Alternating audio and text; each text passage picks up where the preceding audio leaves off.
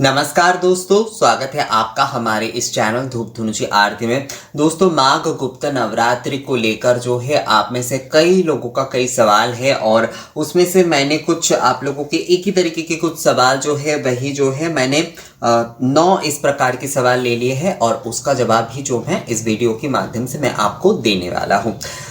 गुप्त नवरात्रि की जो पूजा है वो जो है दोस्तों वो 12 फरवरी से शुरू होने वाली है, यानी कि प्रतिपदा तिथि जो है वो 12 फरवरी से शुरू होने वाली है। मैंने कम्युनिटी पोस्ट में जो है इसके विषय में डिटेल्स में डाल दिया है एक पोस्ट, तो आप लोग अगर उसे एक बार देख लेंगे तो ज़्यादा अच्छा होगा। मुहूर्त के बारे में, यानी कि कलश स्थापना और कब से कब तक है, आरती के क्या मुहूर्त है, वो सारे विषय जो है मैंने डाल दी है। आप थोड़ा उस पोस्ट को चेक कर लीजिए।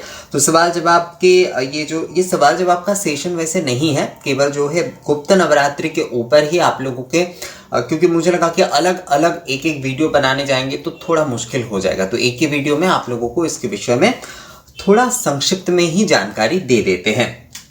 तो पहला जो सवाल है वो सवाल ये है कि क्या 10 महाविद्या की पूजन जो है वो हम घर पे कर सकते हैं और क्या 10 महाविद्या की पूजन ही जो है माघ गुप्त नवरात्रि है उसमें करना चाहिए, या फिर जो है हम दूसरे जो साधारण नवरात्रि यानी कि चैत्र शारदीय नवरात्रि होते उसी के तरह ही जो है माँ के उन 9 रूपों की पूजा कर सकते हैं। तो मूल रूप से गुप्त नवरात्रि की जो पूजा होती है उसमें माँ की 10 महाविद्या रूपों की ही पूजा की जाती है।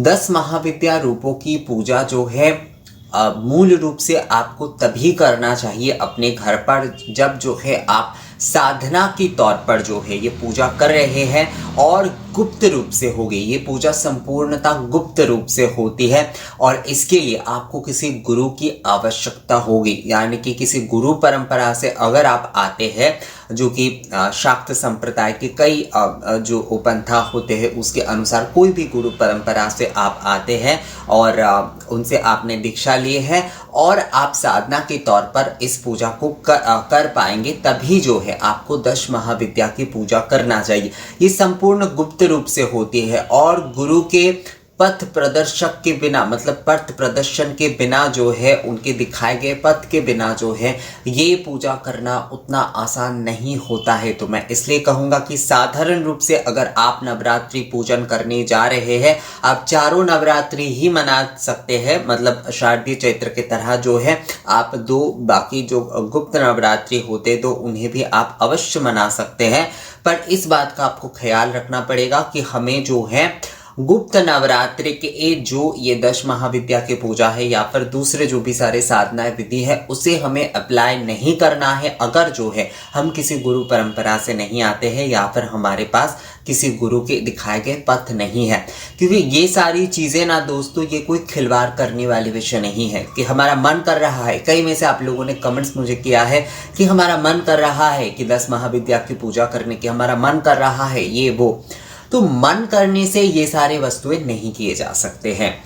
विषय पहली बात यह है क्योंकि ये साधना से जुड़ा हुआ विषय है। वैसे तो हम आराधना के तौर पर ही ये पूजा कर सकते हैं, मतलब माता रानी के दुर्गा रूप के पूजा या फिर काली रूप की अगर आप पूजा करते, जगधात्री रूप के पूजा करते, तो हर किसी रूप के जो है माँ के किसी भी रूप के जो है आप साधारण तौर पर जो है षोडश उपचार विधि से हो, 10 उपचार विधि से हो, प्रतिदिन साधारण पूजा आप कर सकते हो। उसमें समस्या नहीं है, बिल्कुल भी समस्या नहीं है। नवरात्रि के आप प्रतिपदा से लेकर दशमी तक वो पूजन आदि संपूर्ण कर सकते हैं। पर ये जो 10 महाविद्या की पूजा है, ये जो है दोस्तों, ये 10 महाविद्या की पूजा जो है वो उस तरीके से जो है आप तभी कर पाएंगे, यानी कि ये जो साधना की पूजा है संपूर्णता आप तभी कर पाएंगे जब जो है आपको किसी गुरु का मतलब आपके कोई गुरु होंगे, आपके कोई दीक्षा गुरु होंगे, आपको इस बारे में एक सही पथ देंगे, एक सही राह देंगे।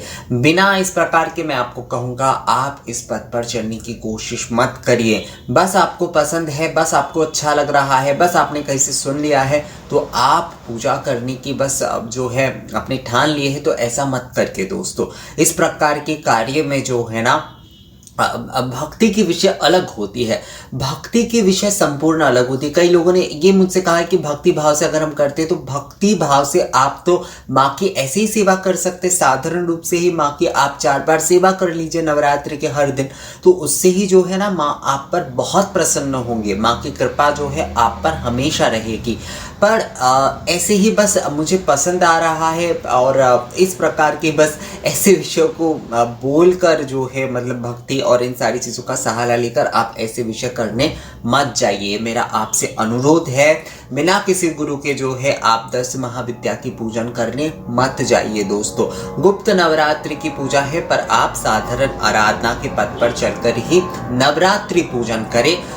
ये जो है संपूर्णता से एक बहुत ही अच्छा होता है। मतलब ये जो साधारण आराधना है, हम नवरात्रि भी पालन कर रहे हैं, चारों नवरात्रि ही हमारा उससे पालन हो जाता है और उसके साथ साथ जो है माँ की सेवा पूजा आदि तो होती ही है और इस प्रकार के विषयों में भी जो है कोई समस्या नहीं होती। मतलब गुप्त नवरात्रि की जो गुप्त साधना आदि, क्योंकि हम आराधना की पूजा करते, हम गृहस्थ है तो आराधना की पूजा करते, तो आप आराधना के तौर पर ही पूजा करिए दोस्तों। इस प्रकार की साधना की पूजा जो है मतलब साधना की कोई भी विषय, गुप्त रूप की, गुप्त विद्या, गुप्त किसी भी प्रकार की पूजा जो है करने से पहले आपको अपने गुरु से परामर्श अवश्य लेना चाहिए। अगर आपके गुरु नहीं है तो आप मत करिए। मैं बार बार इस विषय को कह रहा हूँ, मैं आप लोगों को सावधान कर रहा हूँ। बाद में मत कहिएगा मुझे कि मैंने नहीं बताया था, क्योंकि मुझे ऐसे 5-6 सवाल जो मिले हैं, कई लोग बहुत उत्साहित है ये कार्य करने के लिए, पर मैं उन्हें कहूँगा कि इस प्रकार से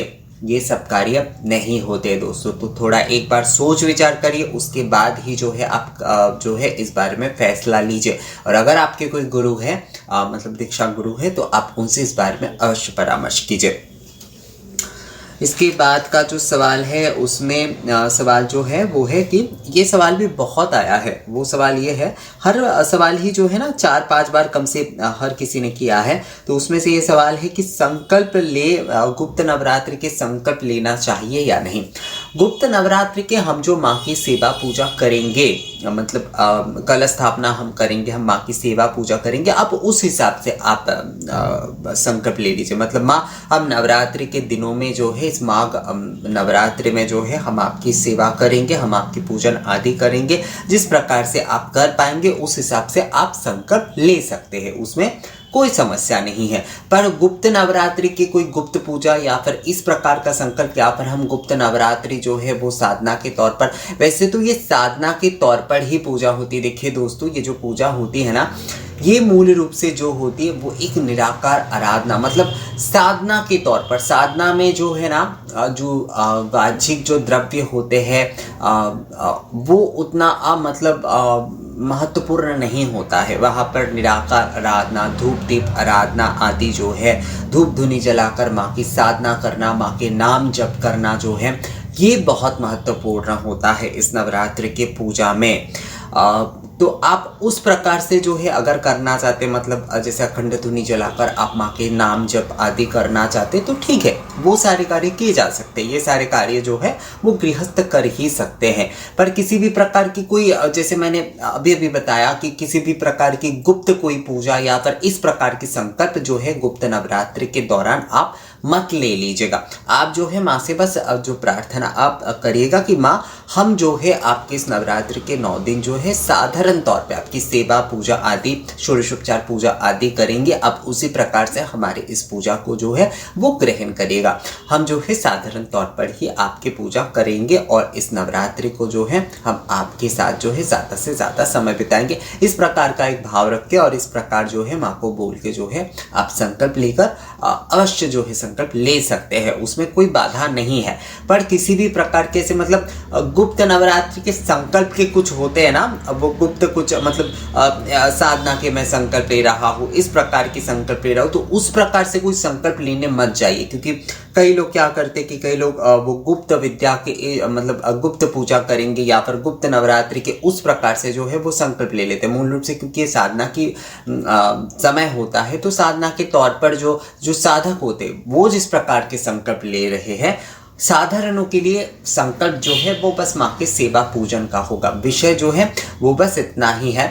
इस विषय का बस जो है आपको ध्यान रखना है। हम साधारण जो है मतलब साधक के तौर पर नहीं, हम जो है साधारण गृहस्थ आराधक के तौर पर ही जो है हम संकल्प लेंगे और पूजा आदि करेंगे। आप अगर चाहे जैसे कि अखंड धूप धुनी आदि जलाकर जो है माँ के नाम जप करना, प्रतिदिन जो है 108 बार माँ के जप करना, या फिर उससे भी ज़्यादा संख्या में अगर आप जप करना चाहते हैं तो भी आप जो है ना जप कर सकते हैं। जैसे कई लोग 700 बार भी जप करते हैं, तो उस प्रकार से भी अगर आप ज़्यादा से ज़्यादा समय जो है इसमें एक जप में बिताना चाहते हैं। नवरात्रि की हर नवरात्रि में वैसे कई लोग ऐसे होते कि वो एक समय का ही एकाहार कहते हैं, एक समय का ही भोजन करते हैं और बाकी समय बस पूजा जप आदि में बिताते हैं। तो इस प्रकार से जो है अगर आप कर पाते हैं तो बहुत ही अच्छा है, खासकर जो है गुप्त नवरात्रि के समय में। पर साधक के तरह किसी भी प्रकार की कोई ऐसे गुप्त पूजा आदि या फिर इस प्रकार के संकल्प मत लेने जाइएगा दोस्तों। ये विषय जो है थोड़ा बस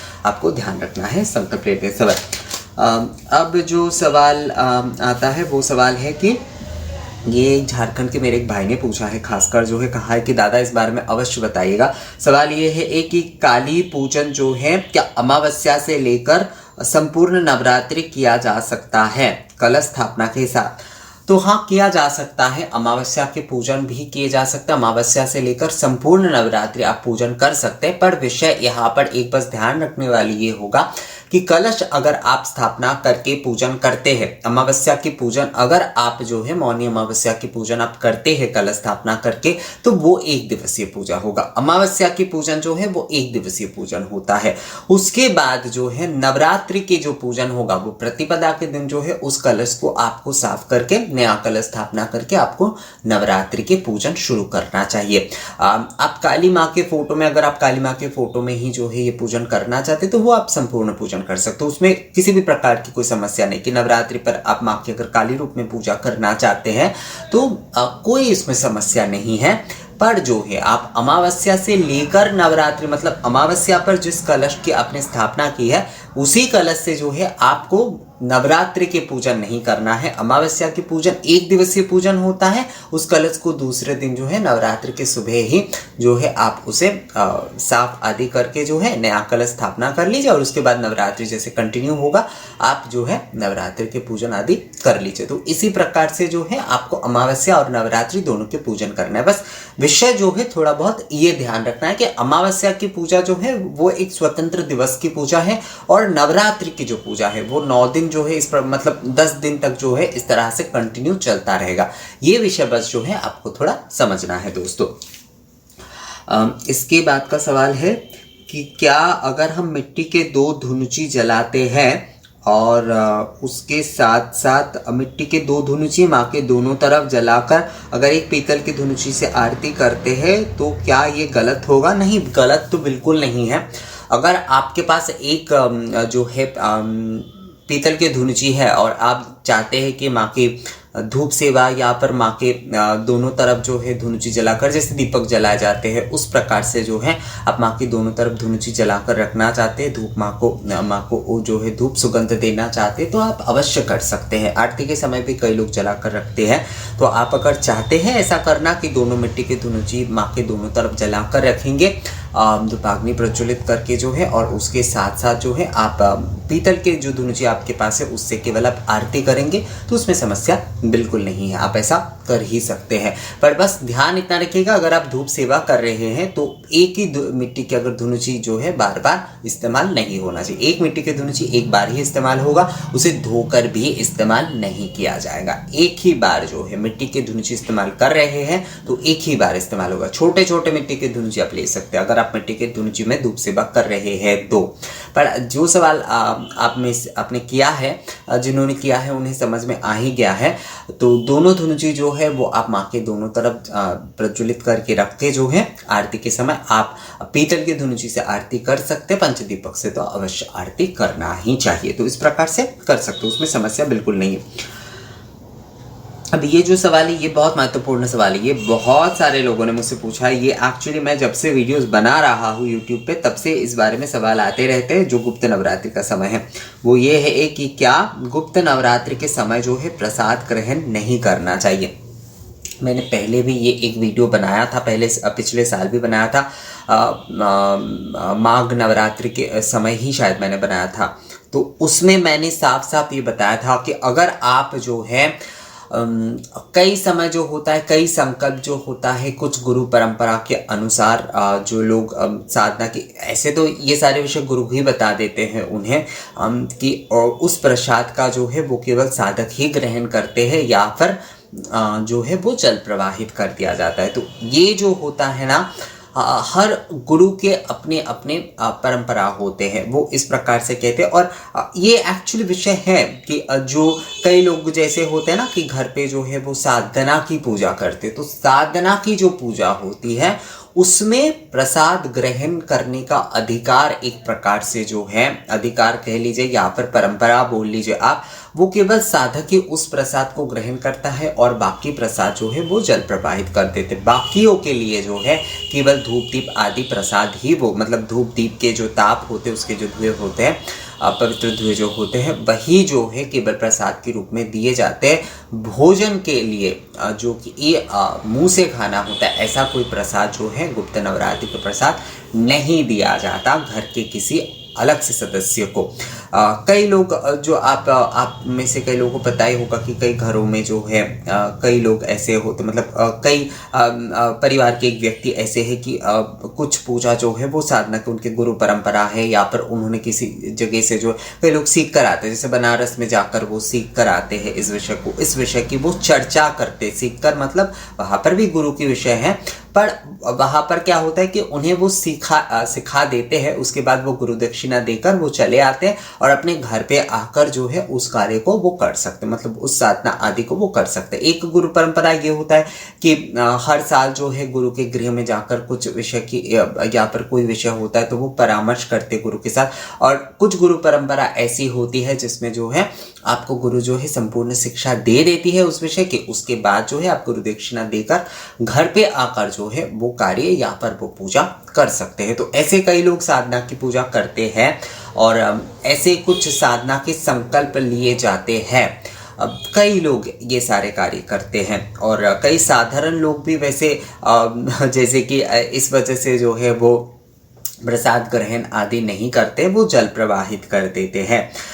गुप्त नवरात्रि के प्रसाद हमारे इस तरफ भी ये एक परंपरा है कि जैसे संधि पूजा के प्रसाद या फिर गुप्त नवरात्रि के पूजन के जो प्रसाद होते हैं वो या तो दान कर दिए जाते हैं गुरु को, मतलब गुरु परिवार को जो है वो दान कर दिया जाता है, या फिर जो है जो भी कोई शाक्त परिवार होते हैं उन्हें दान कर दिया जाता है। मतलब जो ब्राह्मण शाक्त परिवार जो पुजारी होते हैं, एक्चुअली जो पूजा कर रहे हैं, उन्हें दान कर दिया जाता है या फिर जल प्रवाहित कर दिया जाता है। ये एक परंपरा है।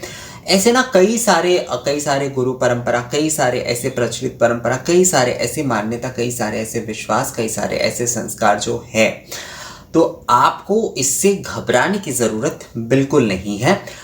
आप अगर जो है जैसे कि आपके घर में जो है माता रानी नित्य दिन विराजते हैं, नित्य दिन आपकी सेवा पूजन आप उनके करते हैं, तो नवरात्रि के समय जो भोग आदि फल आदि आप उन्हें चढ़ा रहे हैं उसे आप अवश्य प्रसाद के तौर पर जो है सेवन कर सकते हैं। उसमें किसी भी प्रकार की कोई समस्या नहीं है।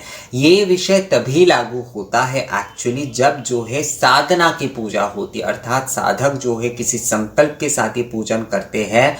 गुप्त नवरात्रि के प्रसाद जो है तब लेने से जो है मना किए जाते हैं कुछ परंपरा के अनुसार। पर अगर जो है आप आराधना की पूजा कर रहे हैं, आप नित्य माता रानी की जो पूजा करते हैं उन्हीं को आप जो है भोग आदि पूजन आदि कर रहे हैं, तो आप वो प्रसाद ले ही सकते हैं। मैंने एक्चुअली इस बारे में जितने भी लोगों से बात की तो उनका कहना है कि इस समय अगर जो है कोई संकल्प लेकर, मतलब केवल जो है ये गुप्त नवरात्रि की पूजा ही कोई कर रहा है, तो वो अगर जो है प्रसाद को स्किप करता है और केवल धूप दीप की आरती आदि ग्रहण करते हैं तो ज़्यादा अच्छा होता है। पर अगर वो ग्रहण करते हैं तो भी कोई समस्या नहीं है। मतलब जो साधना की पूजा नहीं कर रहे हैं, मान लीजिए कि आपके घर में नित्य माता रानी की पूजा नहीं होती है, नित्य अगर माता रानी की पूजा होती है तो उसमें तो आपको प्रसाद ग्रहण करने में नवरात्रि के समय भी जो है कोई समस्या नहीं है। मतलब आप माता रानी की उसी फोटो में जो है आप विशेष पूजन कर रहे हैं तो उसमें तो आपको प्रसाद ग्रहण करने में, भोग भोजन ग्रहण करने में किसी भी प्रकार की कोई समस्या है ही नहीं। पर आप जो है केवल नवरात्रि के समय कलश स्थापना करके ये जो है आप नवरात्रि के माँ की सेवा पूजन आदि कर रहे हैं तो उसमें कई समय जो है भोग आदि को अगर स्किप किया जाए तो ये अच्छा होता है। ये ऐसा कहा जाता है क्योंकि हम गुप्त नवरात्रि के समय ही केवल वो पूजा कर रहे हैं इस विषय से। पर मतलब धूप दीप जो है प्रसाद, एक्चुअली हम बहुत संक्षिप्त कर देते हैं उसके कॉन्सेप्ट को। ये धूप दीप जो है ये सारी चीज़ें जो है वो प्रसाद ही है। तो गुप्त नवरात्रि में ये विषय कहा जाता है कि अगर जो है आप अलग से कलश स्थापना करके पूजन कर रहे हैं, विशेष पूजन जो है, तो मतलब नित्य पूजा आप नहीं करते हैं माता रानी की, पर नवरात्रि के समय केवल कर रहे हैं तो उसमें अगर स्किप किया जाए तो अच्छा है, कईयों का ये कहना है।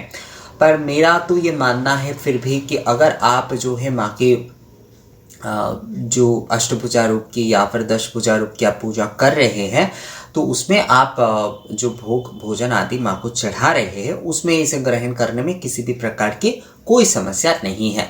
ये नियम मूल रूप से जो है जो साधक जिस प्रकार की पूजा करते हैं ये नियम मूल रूप से उनके लिए लागू होता है। मतलब साधना की जो संपूर्ण पूजा करते हैं उनके लिए, क्योंकि वो पूजन जो होता है वो निराकार पूजन होता है एक प्रकार से, तो उनके लिए एक्चुअल में ये नियम लागू होता है। ये जो है साधारण गृहस्थ जिस प्रकार से आराधना की पूजा करते हैं, जहाँ तक मेरे जानकारी में है दोस्तों, उसमें मुझे नहीं लगता इसमें कोई बहुत बड़ी समस्या है।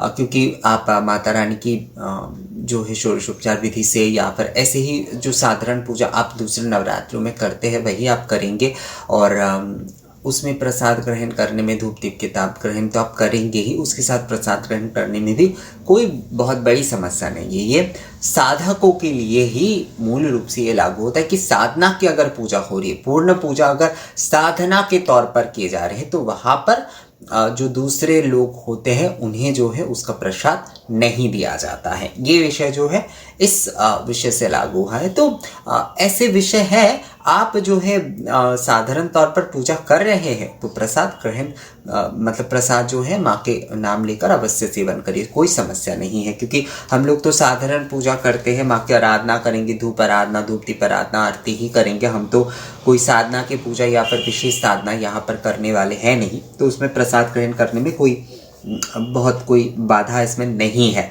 आप चाहे तो कर ही सकते हैं।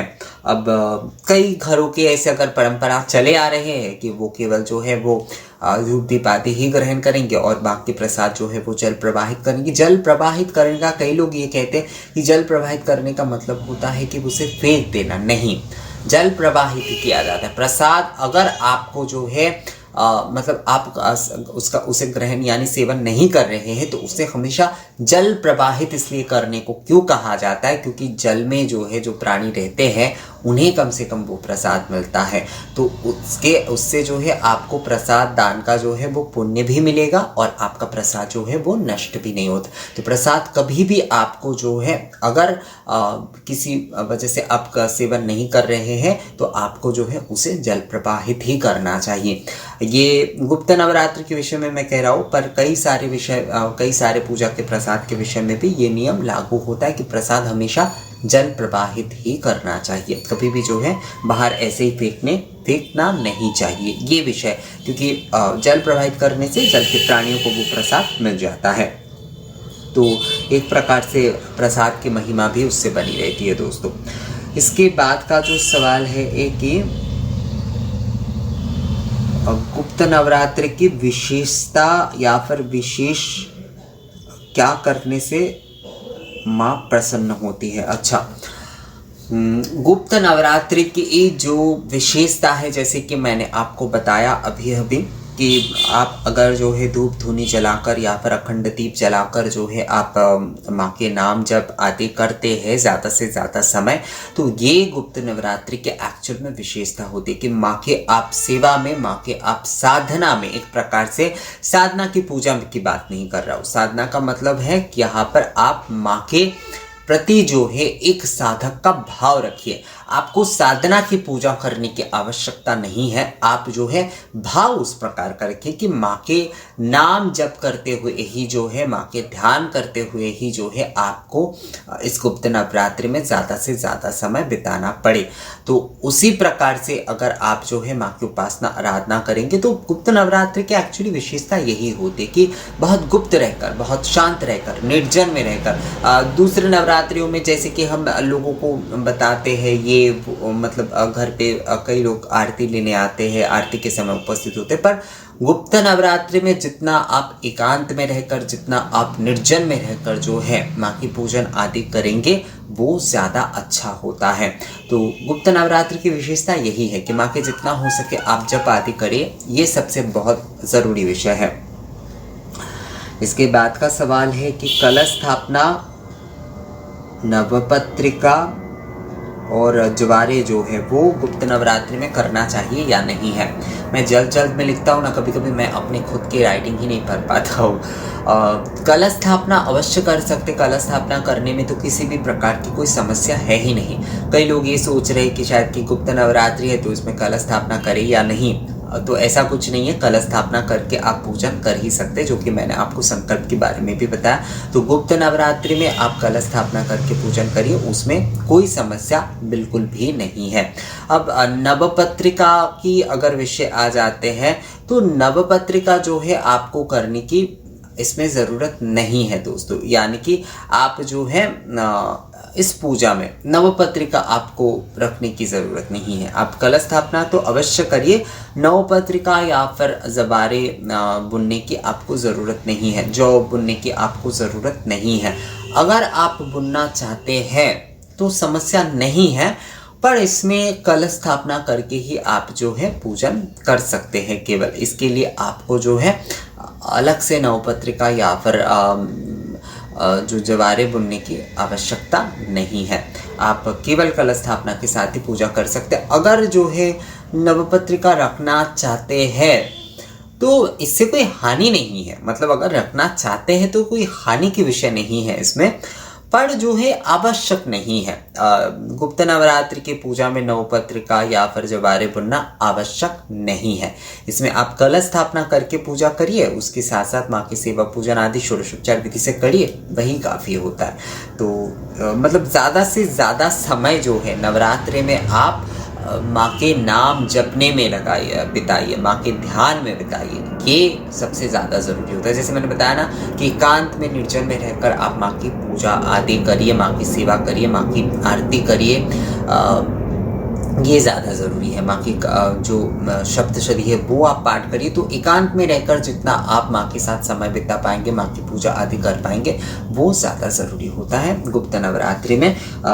चैत्र और शारदीय नवरात्रि में मूल रूप से नवपत्रिका या फिर जवारे लगाना इस प्रकार का कार्य होता है। कलश स्थापना तो वैसे हर नवरात्रि में करना ही होता है, तो केवल कलश स्थापना से ही ये पूजन हो सकता है। इसमें नवपत्रिका या फिर जवारे उतना एसेंशियल नहीं है। अब इसके बाद का सवाल है कि अखंड धूपाग्नि का संकल्प किस प्रकार ले। अखंड धूपाग्नि का संकल्प जो होता है वो या तो आप जो है 9 दिन का ले सकते हैं। अगर 9 दिन का लेते हैं अखंड धूपाग्नि, कई लोग यज्ञाग्नि जलाते हैं, कई लोग धूपाग्नि जलाते हैं, कई लोग तो अखंड दीपक भी जलाते हैं। तो धूपाग्नि अगर प्रज्वलन कर रहे हैं अखंड, तो अखंड 1 दिवसीय भी ले सकते हैं आप। मतलब सुबह से लेकर जो है आप रात्रि तक, यानी 8 बजे तक जो है आपको उस धूपाग्नि को जलाकर रखना है। जब तक जो है माँ के आप रात्रिकालीन पूजन नहीं कर लेते तब तक जो है आपको उस धूपाग्नि को प्रज्वलित करके रखना है। इसे कहता है 1 दिवसीय जो है संकल्प धूपाग्नि का।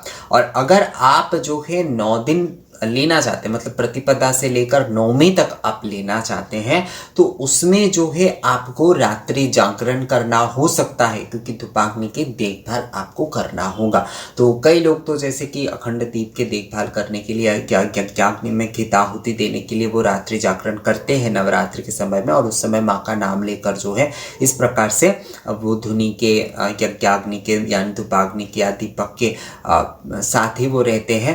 और ये एक्चुअल में ना ये माँ के उपस्थिति का एक बहुत बड़ा जो है वो नवरात्रि के समय एक माँ की उपस्थिति का एक बहुत बड़ा प्रमाण होता है। ये जो धूपाग्नि हो गई, यज्ञाग्नि हो गई, या फिर जो है कलश तो है ही, अखंड दीपक है वो भी हो गया। तो अखंड धूप जो है आप एक दिवसीय भी ले सकते हैं संकल्प, यानी कि हर दिन का आपको लेना है। आपने जो है प्रथम दिन आप ले लिए, तो प्रतिपदा के आपको जो है सुबह की पूजा से लेकर रात्रि पूजन तक उसे आपको जलाकर रखना है। दूसरे दिन जो है उसे मांज धोकर फिर से धूपाग्नि प्रज्वलित करके आपको रात्रि पूजन तक जलाना है। तो ये हो गया एक दिवसीय, मतलब हर एक दिवस का आप अलग अलग से जो है धूपाग्नि का संकल्प ले रहे हैं कि प्रतिपदा के, द्वितीया के, तृतीया के, इस प्रकार से जो है आप धूपाग्नि का संकल्प ले रहे हैं। और अगर आप जो है अखंड रूप से एकदम करना चाहते हैं, मतलब आप प्रतिपदा से लेकर एकदम नवमी तक उसे जो है आप ना बदल कर उसी धूप पात्र में जो है एकदम धूपाग्नि प्रज्वलित करके रखना चाहते हैं पूरी तरीके से नवमी तक, तो उसके लिए आपको देखभाल की, मतलब रात्रि देखभाल की आपको ज़रूरत होगी धूपाग्नि की। तो ये थोड़ा आप देख लीजिए, संकल्प इसी दोनों तरीके से लिए जा सकते हैं, जो आपके लिए सुविधा हो वो आप करिए। हमेशा ना सोच विचार करके हमेशा आप संकल्प या फिर पूजा की किसी भी विषय को आप करने की कोशिश करिए। हम लोग सोच विचार नहीं करते, पहले कुछ शुरू कर देते, उसके बाद जाकर हमें समस्या हो जाती है। तो हमेशा करने से पहले सोचिए, करने के बाद जो है उस विषय को लेकर आप कई लोग शुरू कर देते पर उसे निभा नहीं पाते, फिर भयभीत हो जाते, कंफ्यूज हो जाते। तो ऐसा नहीं, पहले आपको सोचना चाहिए, उसके बाद जो है आपको उस कार्य को करना चाहिए। ये विषय के बाद का जो सवाल है वो सवाल है कि ये आखिरी सवाल है एक्चुअली। ये सवाल है कि क्या कपूर और शंख ध्वनि गुप्त नवरात्रि में करना चाहिए या नहीं करना चाहिए। ये बलिया से मेरे एक भाई ने पूछा है। मेरे ज़्यादातर जो व्यूअर्स है ना वो एक्चुअली यूपी, बिहार, झारखंड और मध्य प्रदेश से ही ज़्यादा है, बंगाल से भी कुछ लोग हैं, पर ज़्यादातर मैं जो देखता हूँ वो मेरे फॉलोअर्स बोल लीजिए, व्यूअर्स बोल लीजिए, हमारे चैनल की भावना के साथ जुड़े हुए जितने भी मैं देखता हूँ वो ज़्यादातर बिहार, झारखंड और यूपी और मध्य प्रदेश से ही है। तो ये जो सवाल है कि कपूर या फिर शंख ध्वनि, कपूर जलाना चाहिए या शंख ध्वनि करना चाहिए या नहीं, क्योंकि कई लोग इसे नहीं करते। तो शंख ध्वनि करने में किसी भी प्रकार की कोई समस्या नहीं है नवरात्र के दौरान में। कई लोगों के कई अपने अपने कुछ गुरु परंपरा होते हैं, वो शायद अपने उस गुरु परंपरा के अनुसार या गुरु के निर्देश के अनुसार कई समय कई चीज़ें नहीं करते हैं गुप्त नवरात्रि के समय, पर ज़रूरी नहीं है कि उसके देखा देखी हमें भी करने की आवश्यकता है।